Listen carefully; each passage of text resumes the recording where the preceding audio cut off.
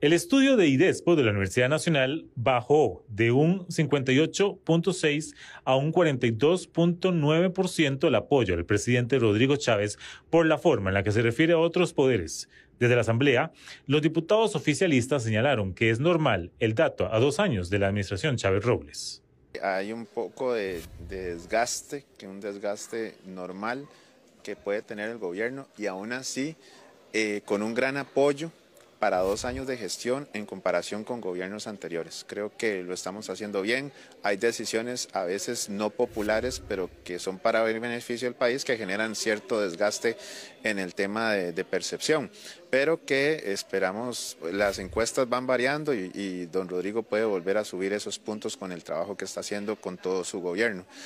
La valoración del señor presidente es de 6.53 y de ahí hacia abajo están 5 ministros que su valoración es de 6 hacia abajo. A mí me parece positiva, muy digna de analizar y de escuchar a los costarricenses y el pulso que están dando y la información que nos está dando. Y tercero, que me parece que aquí dentro de la Asamblea Legislativa estamos debiendo a la ciudadanía costarricense con proyectos que profundicen en temas de seguridad y en temas de desempleo y pobreza extrema. A mí me parece que es normal, estamos en el segundo año ya de gobierno, las expectativas del pueblo han sido altas y conforme van pasando el tiempo, los años, la gente pues va opinando, bajando un poquito el nivel de opinión con respecto a lo que tenía proyectado, pensado que se podía hacer o que esperaba el gobierno y lo que realmente se puede hacer desde un gobierno muy complicado con una oposición muy fuerte, crítica y muchas veces destructiva. El poder legislativo de los poderes del Estado es el más expuesto, es el que está más expuesto, el que tiene más crítica, el que es más visible y que además las comisiones probablemente le hayan dado a la Asamblea Legislativa en este periodo pues una visión muy negativa. Aún así, el hallazgo incluso es el primero que viene en este apartado, indica que la valoración de las personas encuestadas sigue siendo favorable. De hecho, la del presidente es la más destacada de todo el Poder Ejecutivo y aquí siempre hay que aprender a separar la basurita de la carne. ¿Por qué? Porque en medio de esto hay que aprender a leer entre líneas y es que hay un llamado importante a que la institucionalidad no está atendiendo las necesidades de las personas. Empeora la siguiente afirmación que voy a hacer. Esta crítica y esta posición es sostenida, no ha habido una mejora. ¿Qué pasa si seguimos teniendo la misma dirección del directorio? Probablemente sigamos teniendo los mismos resultados. Necesitamos que quien asuma la dirección en la Asamblea Legislativa sepa que tiene el reto de levantarle el perfil a la gestión de esta Asamblea Legislativa. El informe de la Universidad Nacional señaló además que la Asamblea Legislativa figuró entre los peores calificados según los encuestados de la Universidad Nacional. Hola, ¿qué tal? Bienvenidos a una edición más de Una Mirada, el programa de la Universidad Nacional y de CINAR S.A. Soy Maribel Quiroz Jara y hoy vamos a hacer un balance general sobre los 2 años de la administración del presidente Rodrigo Chávez Robles, quien asumió su presidencia el 8 de mayo del 2022. En el marco de estos 2 años de este gobierno, pues entonces vamos a compartir con ustedes las principales reflexiones e inquietudes en torno a los aciertos y desaciertos de esta gestión, que recientemente por diferentes reportes elaborados en estudios de tanto de la Universidad Nacional como de la Universidad de Costa Rica y la Universidad Latina, evidencian que el presidente está experimentando una disminución sostenida en su popularidad. Para hablar sobre este y otros temas relacionados con el actual gobierno y sus 2 años de gestión, nos acompañan en esta oportunidad Claudia Palma Campos, quien es investigadora del programa de análisis de coyuntura de la Escuela de Sociología de la Universidad Nacional y además directora de la Escuela de Antropología de la Universidad de Costa Rica. Gracias, Claudia, por estar de nuevo con nosotros. Gracias a vos, siempre, por invitarnos. También nos acompaña José Andrés Díaz González, quien es investigador del Instituto de Estudios Sociales en Población de la Universidad Nacional y de ESPO. Gracias, José Andrés, por estar con nosotros una vez más. Un placer, más bien gracias por la invitación. Y también nos acompaña Norman Solórzano Alfaro, quien es el director del Instituto de Estudios Sociales en Población y de ESPO de la Universidad Nacional. Muchas gracias, Norman, de nuevo por estar con nosotros. Un gusto, como siempre, Mariel. Muchas gracias.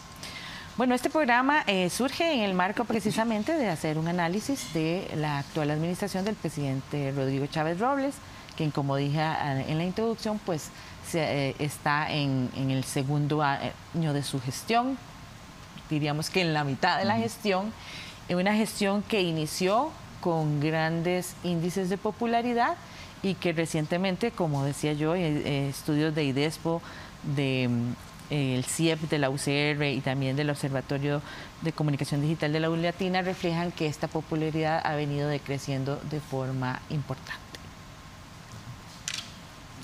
Bueno, muchas gracias. Sí, primero, tal vez es bueno recordar que Rodrigo Chávez inicia esta gestión, yo lo llamaría más con un alto nivel de expectativa positiva.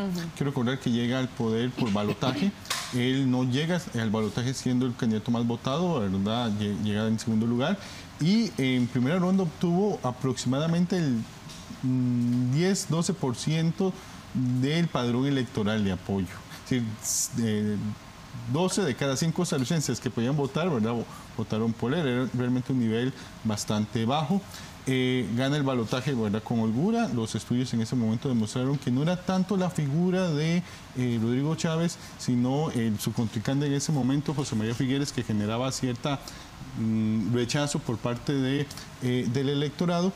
Y si a eso le sumamos el efecto de la finalización de la pandemia, el efecto de la finalización de 2 gobiernos del Partido Acción Ciudadana, que muchas personas culpaban, ¿verdad?, por una serie de problemas que está sufriendo el país y escándalos también de corrupción que se vieron envueltos, eso hace que Rodrigo Chávez tome el poder con este nivel de expectativas muy altas. Los estudios que hicimos en el IDESPO mostraron que eran superiores incluso al apoyo electoral que habría obtenido en segunda ronda, lo que es completamente inusual, y en ese marco es que don Rodrigo inicia su proceso de gestión. Es algo completamente inusual, ¿verdad?, en la historia política reciente en Costa Rica. Después podemos entrar a más profundidad y habría que ver si él logró aprovechar esto en esos últimos 2 años y tuvo la capacidad política de utilizar ese apoyo y convertirlo en acciones puntuales para impulsar un proyecto político. Sí, para un poco ejemplarizar este tema, tenemos un video en el que Cristian Bonilla, quien es el decano del campus creativo y coordinador del Observatorio de Comunicación Digital de la Universidad Latina de Costa Rica, le hace a una mirada un resumen sobre los principales hallazgos del estudio que estábamos comentando.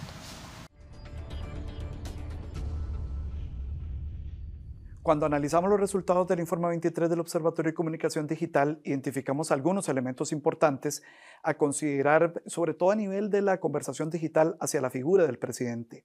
Un primer hallazgo es que podría considerarse que la percepción en digital es nula.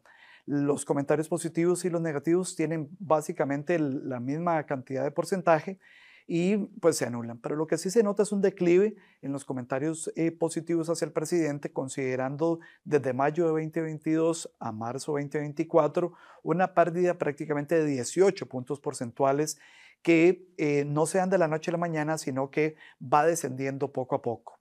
Eso sí, un elemento importante a considerar es que para el mes de febrero y marzo los comentarios positivos hacia el presidente han mejorado considerablemente, partiendo de 2 hechos coyunturales. Uno es la reunión que tuvieron presidencia con la Contraloría General de la República y el otro es la salida del ministro Amador. Ambos hechos se transmitieron por redes sociales y provocaron de una u otra manera que el presidente volviera incluso a sus mejores números al inicio de esta administración. Otro elemento también a considerar es que la salida del exministro Amador también provocó que un volumen importante de comentarios positivos hacia la figura de este ahora exministro, prácticamente una tercera parte de todo ese volumen de la conversación le favoreció, y es el primer ministro que registra el Observatorio de Comunicación Digital que sale de la administración pública con comentarios positivos. Finalmente, en el ámbito de la violencia digital hacia mujeres, pues aparece en esta ocasión la actual Contralora de la República, doña Marta Costa. Prácticamente fue la que recibió mayor cantidad de comentarios y de violencia digital durante este periodo de análisis, además de la diputada del PUSC, Vanessa Castro. Ella preside una de las comisiones que investiga todo el tema de CINART y además pues se vio en el mes de diciembre también envuelta en algunos temas relacionados con su vida profesional y también esto pues le provocó una gran cantidad de comentarios pues negativos. Muy interesante ese comentario suyo, José Andrés, porque en efecto, o sea, el presidente llega con un determinado número de votos en una segunda ronda, no obstante, como usted dice, los índices de popularidad iniciales pues superaban en mucho ese número de personas que votaron por él. Retomando esta cuestión de una gestión que empieza con un alto nivel de expectativa, pero a 2 años de su ejercicio, en una suerte de balance de aciertos y desaciertos, podríamos determinar también, bueno, si esas expectativas se han cumplido.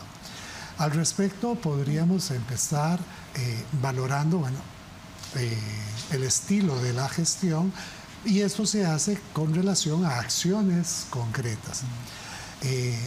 Podríamos mencionar al menos 3 aspectos en los que uno puede encontrar un cierto nivel de acierto.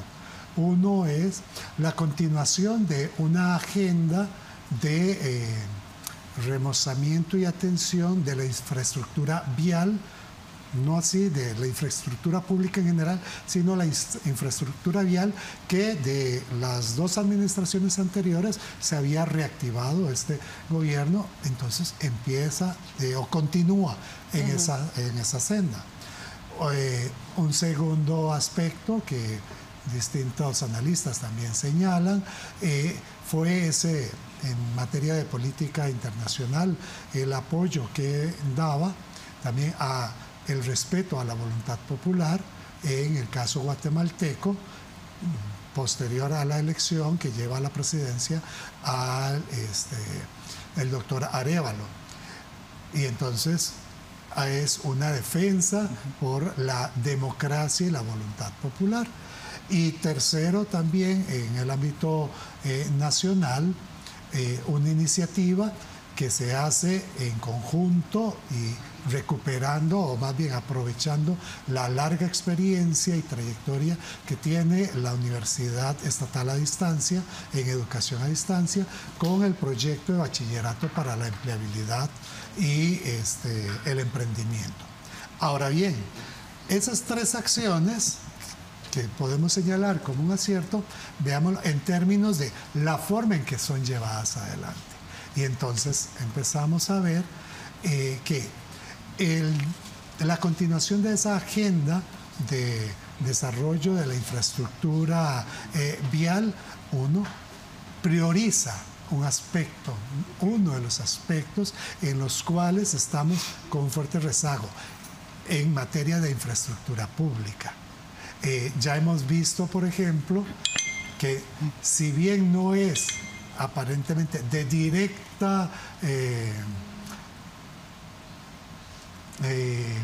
timón del Ejecutivo, por ejemplo, el problema con la construcción de la infraestructura hospitalaria y de salud del Plan de Gestión y Desarrollo de la Caja Costarricense del Seguro Social, y por un acto que hasta el momento sigue apareciendo arbitrario, porque aun cuando en algunos casos se ha aludido de que existen estudios técnicos para impedir o no continuar con ese plan, esa cartera de proyectos, pareciera que los estudios técnicos no aparecen. Entonces hay una decisión también unilateral. El tema del respeto a la voluntad popular, que lo vemos y aplaudimos en el apoyo que se da al pueblo guatemalteco en ese punto en específico. Pero entonces también al interior del país, en lo que tiene que ver con esa voluntad popular y lo que ésta sostiene, la institucionalidad democrática, más bien pareciera que el estilo de gobierno choca con estas demandas. E inclusive en un tema tan sensible como es el tema educativo, donde hay una buena iniciativa, pero a la par de esa iniciativa aparece más bien un proceso de franco deterioro de la educación, desfinanciamiento o recortes que no son suplidos, y entonces hoy tenemos, inclusive después de la pandemia, condiciones que van asegurando cada vez más el rezago educativo. Sí, así es. Tal vez para completar a esta idea, el presidente inicia, es un globo, un gran globo que se infla y que poco a poco se va desinflando, y yo apunto a dos elementos. Uno es el estilo de gobernanza y otro es esta forma en que no puede llevar a cabo las promesas de su agenda inicial, ¿verdad? Un plan de gobierno sin propuestas, o sea, con ideas, pero sin formas de poder ejecutarse. Y hay algunas personas que, si bien pensando en la idiosincrasia del país, les parece atinente que el presidente tenga este carácter que lo califican como fuerte, pero que desde la perspectiva de un Estado de democracia es realmente autoritario, y que sale a grandes luces con algunas de sus formas de comunicación y principalmente de sus formas de vínculo con el resto de los poderes. Entonces, este autoritarismo, esa forma de gobernanza autoritaria, responde, en mi criterio, a un estilo de su personalidad, pero también a una especie de agenda un poco oculta, que creo que eso que se oculta es el desmantelamiento del Estado de bienestar, haciendo caso omiso de lo que pasa en un Estado de democracia, que hay otros poderes en donde se tiene que balancear y donde él a priori anuncia la forma en que va a gobernar por decreto, o si hacen algo que no le interesa, pues entonces puede vetarlo, etcétera, etcétera. Entonces, más allá de que nos guste o no nos guste sus formas, es qué es lo que se quiere conseguir con ello, ¿verdad? Por supuesto que en los estudios que se han hecho sobre estos cambios en la población, y si están o no de acuerdo en que haya una mayor mano dura, como le llaman algunas personas, y que puedan estar de acuerdo, más allá de que a las personas les parezca bien, es cómo atenta eso o cómo impacta a un Estado de democracia en donde hay diferentes poderes con los que hay que compartir las decisiones. Sí. Una actitud de veto no es, o sea, se usa en circunstancias absolutamente extremas de protección también de los derechos de una población o de protección, ¿verdad? Pero aquí pareciera que podría ser utilizado cuando ese criterio se acerca o no a lo que se piensa. La pregunta que una se hace ante circunstancias como estas es si ese estilo de gobernar dio resultados en algún momento, y pues más bien es lo que ha provocado tal vez esa disminución sostenida en la popularidad del presidente. Pero de eso vamos a hablar en el siguiente bloque. Vamos a ir a una pausa, quédese con Una Mirada, que ya volvemos.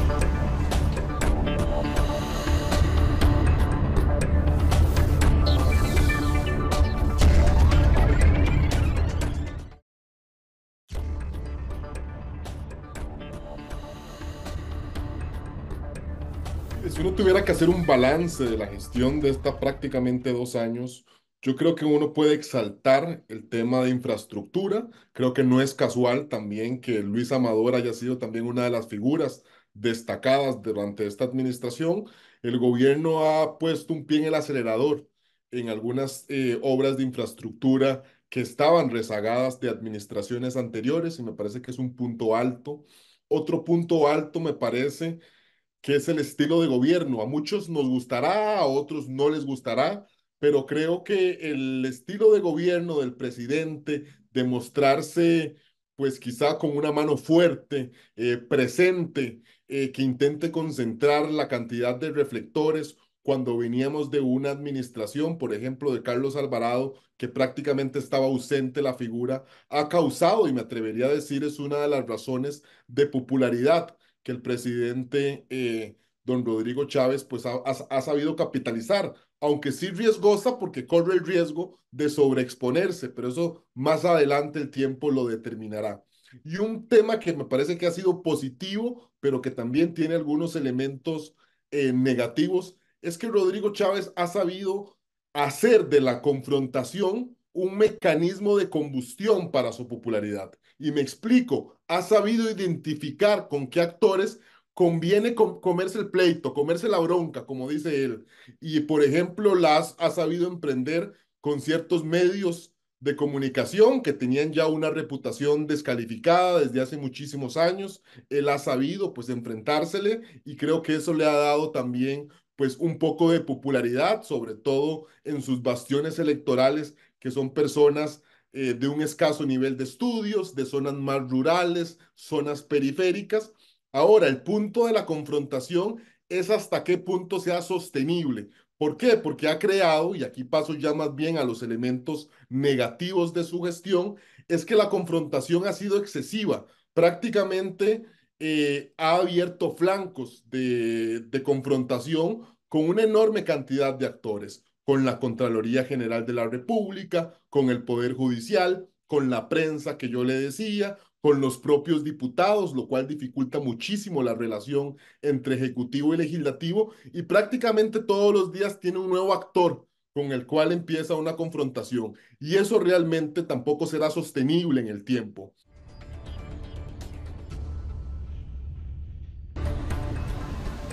Continúa usted con una mirada del programa de la Universidad Nacional y de CINART S.A., hoy con un balance general sobre los 2 años de la administración Chávez Robles, que se ha caracterizado, como conversábamos en el bloque anterior, por una forma particular de gobernanza, donde incluso pues entre los diferentes estudios relacionados con la popularidad del gobierno, incluso se considera como muy dominante, muy autoritaria, muy de una sola línea.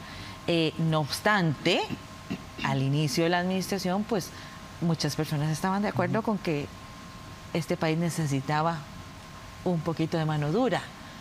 Pero creo que, ¿verdad? Porque en algún momento algún estudio que IDESPO hizo, notamos, ¿verdad? Que las personas estaban un poco inclinándose hacia ver con buenos ojos algunos sesgos de autoritarismo, ¿verdad? No me dejan mentir ustedes. No.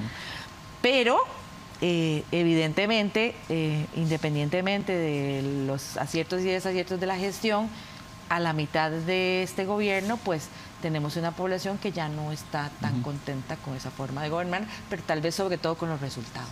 Sí, bueno, tal vez para referirme a ese tema, es cierto, desde el IDESPO lo que hemos obtenido con nuestras investigaciones es, desde el 2011, es que la población costarricense tiene una tendencia hacia las actitudes autoritarias, que hay que tomarlo en cuenta en 2 aspectos. Las actitudes autoritarias incluyen tanto la imposición, ¿verdad?, la idea de la mano fuerte, pero también la resolución. Es decir, alguien tiene que venir y resolverme.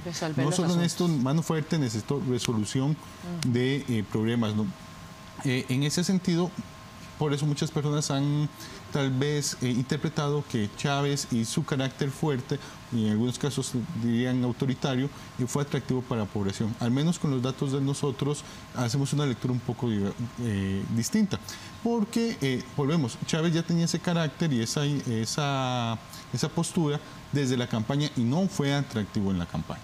Vean lo que llega por balotaje, gracias a la fragmentación electoral, como se dice coloquialmente, las estrellas se confabulan y él logra pasar. En otro momento electoral, una persona con el apoyo de Chávez no hubiera pasado. Es un caso muy similar a lo que sucedió con Carlos Alvarado y con Fabricio Alvarado en el 2018. Es, digamos, una suma de factores.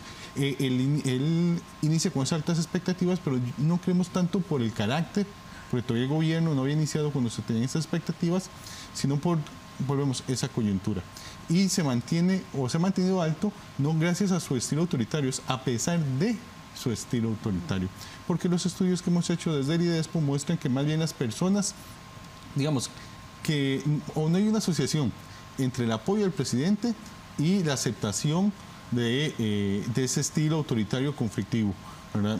Alguien puede decir, me parece muy bien que el presidente tenga esa posición conflictiva con medios, con el Poder Judicial, con la Asamblea Legislativa. Eso no se transfiere automáticamente en un mayor apoyo.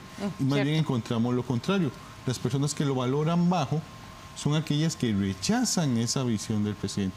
Y porque esa visión del presidente también parece paradójico con la visión autoritaria, porque él al inicio de su gestión había dicho, yo voy a delegar ministros y ministras, yo voy a ser como gerente, se les voy a dar a ustedes la misión, visión y les voy a pedir cuentas. Pero al día de hoy lo que tenemos es un presidente que quiere controlarlo todo. Que ministro que no, ministra que no actúe siguiendo su línea, ministro, ministra que se va. No tienen capacidad de gestión política autónoma. De hecho, una de las administraciones con mayor fuga de autoridades. Y eso lleva a que a poca capacidad de resolver. Los problemas que se atienden en este país son los problemas que el presidente, ¿verdad?, los coloca en su agenda y está detrás de ellos. Una persona no tiene capacidad de hacer eso. Entonces, ese centralismo de esa visión autoritaria de que yo debo ser, digamos, la autoridad política superior, de donde vengan todas las decisiones, no es siquiera quien las aprueba, es de donde tengan que venir las decisiones y las acciones. Lo vemos ahora con el caso de Luis Amador y el aeropuerto, que una vez que él lo remueve, la prensa lo que nos ha mostrado es que él estuvo hasta involucrado, ¿verdad?, en las decisiones por las cuales él lo remueve y en impulsar la decisión, por ejemplo, de utilizar la Comisión Nacional de Emergencia para saltarse los controles.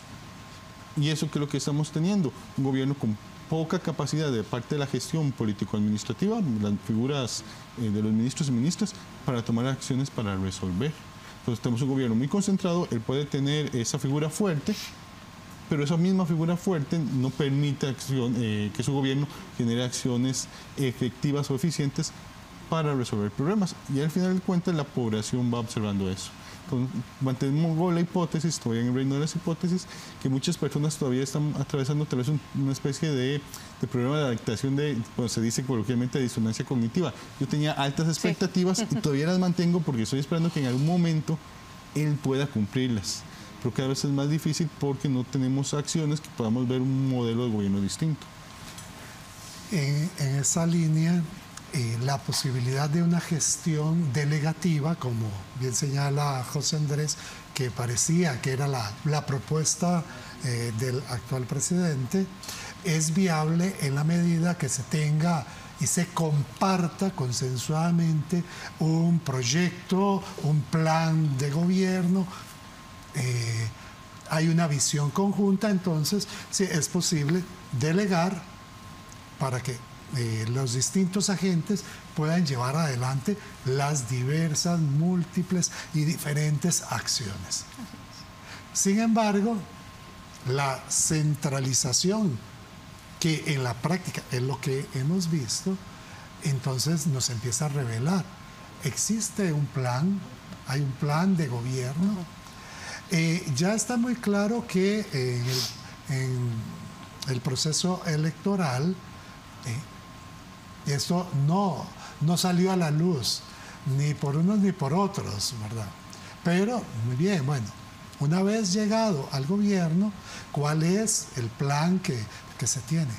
Tampoco lo sabemos porque lo que hemos ido teniendo es una serie de iniciativas que inclusive en su propuesta inicial son sugerentes, y eso es importante.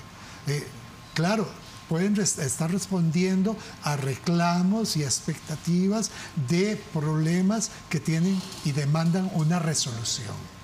Sin embargo, aparecen desligados unos de otros. En la gestión, entonces, no existe esa delegación a menos que se siga la línea exacta que parece dictar el presidente. Entonces, los problemas siguen sin resolverse.